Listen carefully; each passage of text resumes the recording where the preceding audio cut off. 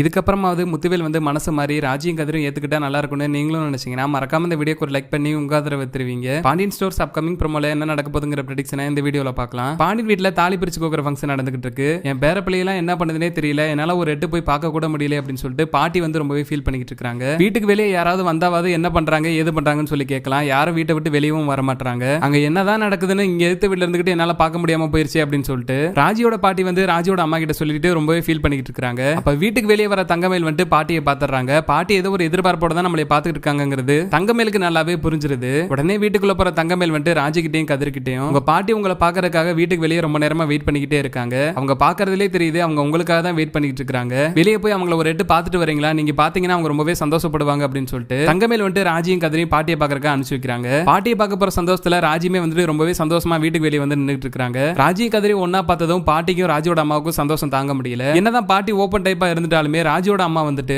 மனசுக்குள்ள பாசத்தை வச்சுட்டு வெளியே காட்ட முடியாம ஒரு பக்கம் நம்ம பாசத்தை காட்ட போனோம்னா இதனால முத்துவேல் வந்து மறுபடியும் பிரச்சனை பண்ணுவாரு, மறுபடியும் குடும்பத்துல தேவையில்லாத பிரச்சனை வருமே அப்படின்னு சொல்லிட்டு ராஜி மேல அவ்வளவு பாசம் இருந்துமே கோவம் இருக்கிற மாதிரி காமிச்சுக்கிட்டு எதுவுமே தெரியாத மாதிரி அங்க இருந்து கிளம்பி போயிடுறாங்க. கரெக்டா அந்த டைமுக்கு முத்துவேலுமே அங்க வந்துடுறாரு. முத்துவேலை பார்த்ததும் பயந்துகிட்டு பாட்டியுமே வந்து வீட்டுக்குள்ள போயிடுறாங்க. ஆனா முத்துவேல் வந்து நடக்கிறது எல்லாத்தையுமே கரெக்டா நோட் பண்ணிடுறாரு. பாண்டி வீட்டுல தாலி பிரிச்சு கோக்குற ஃபங்க்ஷன் நடந்துகிட்டு இருக்கு. இந்நேரத்துல நம்ம பொண்ணு கூட நம்ம தான் போய் நின்று இருக்கணும், நம்மளால நிக்க முடியாம போயிருச்சு, என்ன தப்பு பண்ணோம் அப்படின்னு சொல்லிட்டு முத்துவேல் வந்து ரொம்பவே சோகமா வீட்டுக்குள்ள கிளம்பி போறாரு. அப்பயும் கூட ராஜி வந்துட்டு நடந்த எல்லா விஷயத்தையுமே மறந்துட்டு சக்திவேல் குமார் பண்ண பிரச்சனை எல்லாத்தையும் கூட மறந்துட்டு அவங்க அப்பா கிட்ட போய் எப்படியாவது பேசலாமான்னு சொல்லி தான் யோசிச்சுட்டு இருக்காங்க. இருந்தாலுமே ஏதோ ஒரு மூலையில அவருக்குள்ள இருக்கக்கூடிய பிடிவாத கூட தான் வந்து முத்துவேல வந்து ராஜி கிட்ட பேச விடாம தடுத்துக்கிட்டு இருக்கு. சப்போஸ் சக்திவேல் குமார் மட்டும் வீட்டுல இல்லாம இருந்திருந்தா, சக்திவேல் குமார் வந்து முத்துவேல் கிட்ட இப்படி ராஜியை பத்தி தப்பு தப்பா சொல்லி வைக்காம இருந்திருந்தா கண்டிப்பா முத்துவேலுமே வந்து எப்பவோ ராஜி கூட சேர்ந்திருப்பாரு. முத்துவேல் வந்து ராஜி கூட சேர விடாம இருக்கிறதுக்கு ஒரே காரணமா இருக்கிறது இந்த சக்திவேல் மட்டும் தான். ராஜியோட நல்ல நேரமோ என்னமோ தெரியல, கரெக்டா இந்த டைம்ல சக்திவேலும் குமார் வீட்டு இல்லாதால முத்துவேல் வந்து மகளை பார்த்துட்டு வந்ததுல இருந்தே ஒரு மாதிரி ரொம்பவே ஃபீல் பண்ணிக்கிட்டு இருக்காரு. அதை பார்த்ததுமே பாட்டி வந்து முத்துவேல் கிட்ட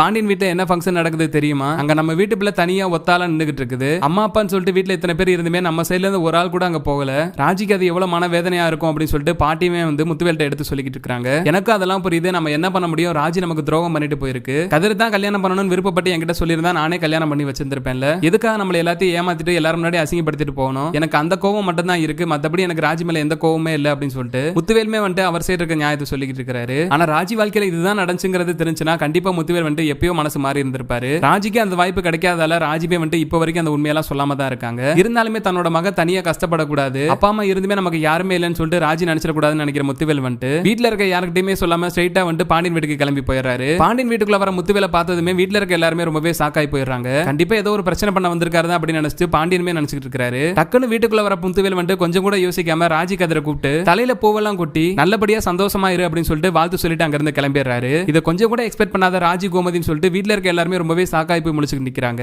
ரொம்பவே சந்தோஷமா அவங்க அப்பா வழி அனுப்பி வைக்கிறதுக்காக ராஜியுமே வந்து வீட்டை விட்டு வெளியே வராங்க. முத்துவேல் அழுதுகிட்டே ராஜி அவங்க வீட்டுல இருந்து வெளியே வர்றத சக்திவேல் வெளியே கரெக்டா நோட் பண்ணிடுறாரு. என்ன ஆச்சு, இவங்க வீட்டுக்கு எதுக்கு நீங்க போயிட்டு வரீங்க, என்ன பிரச்சனை பண்ணாங்க, ஏன் அழுகுறீங்க அப்படின்னு சொல்லிட்டு எப்படா பிரச்சனை பண்ணலாம் சொல்லி காத்துக்கிட்டு இருந்த சக்திவேலுக்கு இது ஒரு நல்ல வாய்ப்பா போயிருது. ஆனா எப்பயுமே சக்திவேலுக்கு சப்போர்ட்டா பேசியிருந்த முத்துவேல் வந்து இந்த தடவை எதுவுமே பேசாம ஒழுங்கா உள்ளவா சக்தி எதனால வீட்டுக்குள்ள போய் பேசிக்கலாம் அப்படின்னு சொல்லிட்டு சக்திவேலு குமாரி சத்தம் போட்டு வீட்டுக்குள்ள கூப்பிட்டு போயிடுறாரு. தன்னோட அப்பா மனசு மாறது தெரிஞ்சு ராஜிக்கு ரொம்பவே சந்தோஷம் தாங்க முடியல. இன்னொரு பக்கம் தங்கமயிலோட அம்மா பாக்கியம் வேற உனக்கெல்லாம் வீடு இங்கனக்குள்ள தான் இருக்கு, ஆனா வீட்ல இருந்து யாருமே வரலையே அப்படின்னு சொல்லிட்டு குத்தி காமிக்கிற மாதிரி பேசியிருந்தாங்க. அவங்களுக்கு எல்லாம் ஒட்டுமொத்தமா பதிலடி கொடுக்குற மாதிரி இன்னைக்கு முத்துவேல் வந்து வீட்லயே வந்து வாழ்த்து தெரிவிச்சிட்டு போயிட்டாரு. அதெல்லாம் நினைச்சு பார்த்துட்டு ராஜி ரொம்பவே கண்கலங்கி நின்னுட்டு இருக்காங்க. கூடிய சீக்கிரமே இது மாதிரி நடந்து முத்துவேல் வந்து வேகமாவே மனசு மாறி கதிர் ராஜி மேல எந்த தப்பும் இல்லங்கிறத புரிஞ்சுக்கிட்டு கதிர் ராஜி ஏத்துக்கிட்டா நல்லா இருக்கும்னு நீங்களும் நினைச்சீங்கன்னா மறக்காம இந்த வீடியோக்கு ஒரு லைக் பண்ணி உங்க ஆதரவு தருவீங்க.